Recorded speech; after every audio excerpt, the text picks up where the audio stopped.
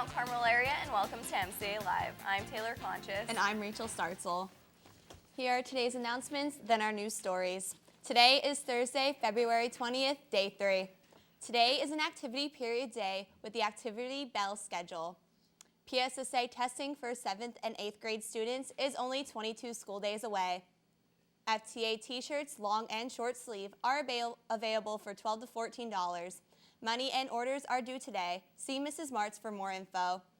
Senior pastry fundraiser orders are due to Mr. Sinkovich or Mr. McConnell.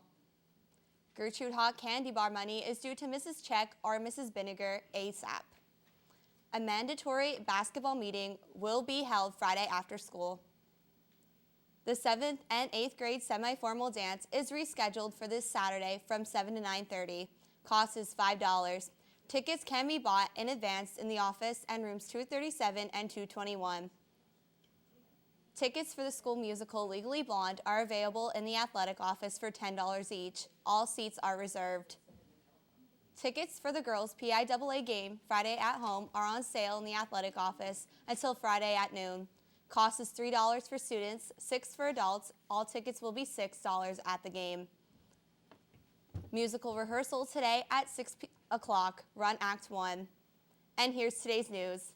For the past several years, students from the MCA band have been selected to perform in the Susquehanna University Honors Band Festival, and this year is no different. Musicians participating in this year's festival, February 21st through 23rd, are seniors Steph Neidig on bass clarinet, Angela Minnig on contra clarinet, Luke Dusman on baritone sax, Lauren Craw on trombone, and Jonathan Philippine with percussion.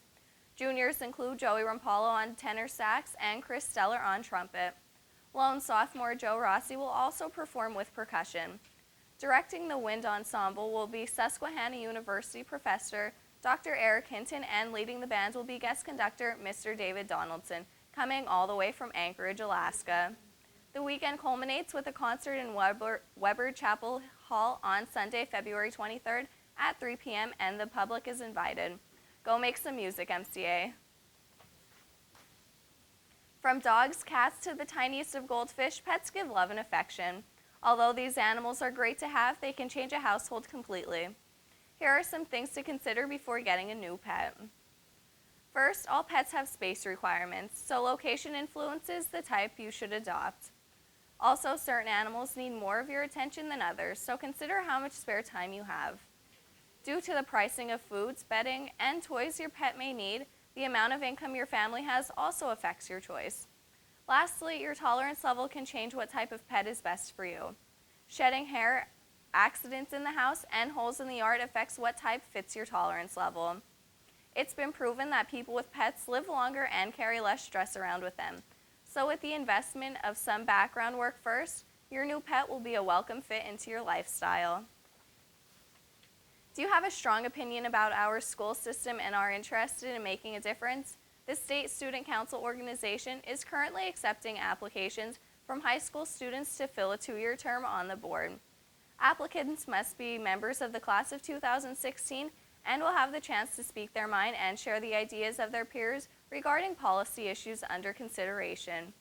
The board benefits from the contributions of student members as they are the ones most affected by the decisions made. Applications are being accepted until February 28th.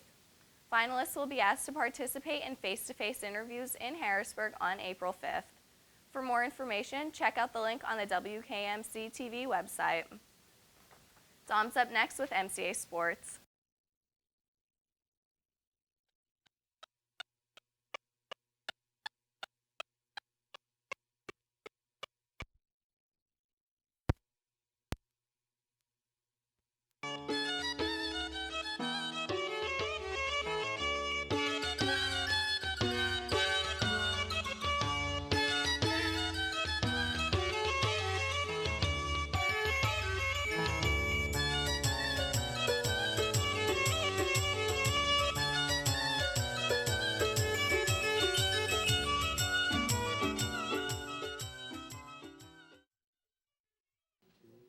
The 22nd Winter Olympic Games are taking place in Sochi, Russia.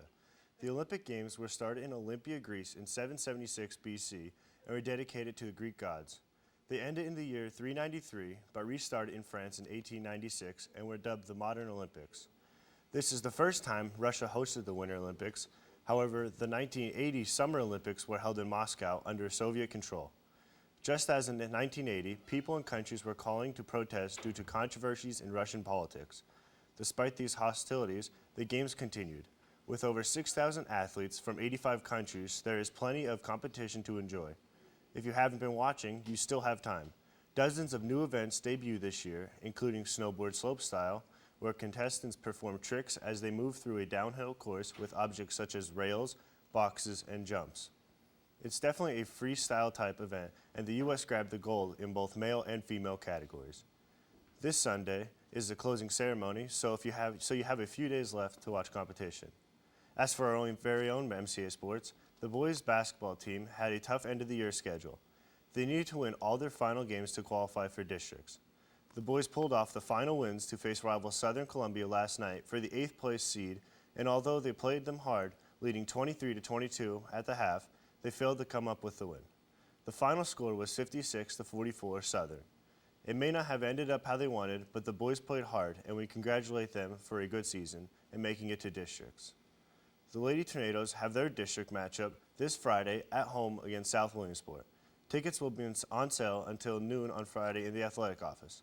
The cost of the tickets is $6 for adults and $3 for children, but all tickets will be $6 at the door. This is the first time the districts is allowing a home playoff game, so everyone be sure to come out and cheer on our girls. There are no sporting events scheduled for tonight. Back to the news desk. Thanks, Dominic. The sophomore and junior classes have joined forces for their newest fundraiser, March Madness calendars, and we're not talking about basketball. Students will sell 3 $10 raffle calendars for the month of March for a chance to win daily prizes. Each day has an available 31 products up to win, filled with smaller grab bag prizes. Any students who does not wish to sell calendars may opt out for $25, and all money is due by Friday, February 28th. Our last puzzler before all the snow days was a literature glossary term. The repetition of beginning sound in neighboring words is alliteration. Here's Sarah Parker to explain more about alliteration. When a number of words have the same first consonant sound that occurs close together in a sentence. An important point to remember is that alliteration doesn't depend on letters, but rather on sound. In our daily lives, it makes a name catchy and easy to remember. For example, Dunkin' Donuts, Krispy Kreme, Best Buy, you get it. We also find alliteration in names, Sammy Sosa, Mickey Mouse, Seattle Seahawks. It creates a musical effect in poetry and prose and makes reading and reciting poetry more appealing.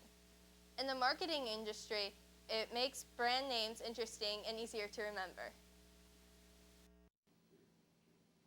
Next puzzler is a basic biology glossary term. Here goes. The basic unit of structure in living things is called this biology glossary term. Good luck, and we'll have the answer in an upcoming broadcast. And for today's lunch, Nacho Grande Day, seasoned ground beef, rice, corn, diced peaches, and low-fat milk.